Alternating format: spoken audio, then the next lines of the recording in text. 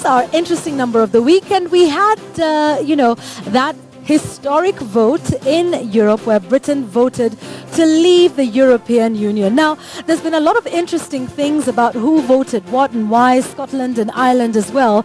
But this is a very interesting, infographic, and we've got it from YouGov.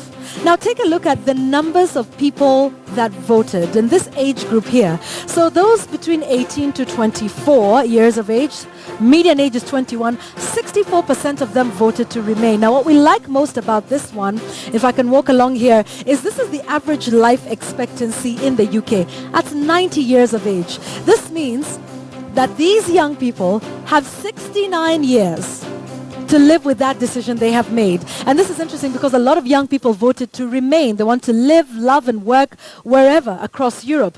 25 to 49 years of age, 45% of them voted to remain in the EU. And of course, they have another 52 years to live with that decision. And as you can see, the numbers obviously go down as you go much higher in age. But if you put these two numbers together, persons between the ages of 18 and 49, and if you look at those two numbers, many of them voting to remain, then it tells you an interesting story about the age gap and how the young people versus the senior citizens consider the decision to remain. Now, we're hearing of a possible second referendum.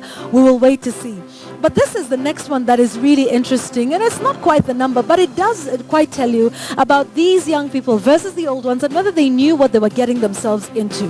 These are the top questions that were asked on the European Union. Now, please note, these questions were asked after the official Brexit result was announced. 1. What does it mean to leave the EU? 2, in fact, what is the EU to begin with? Which countries are in the EU? And what happens now that we've left the EU?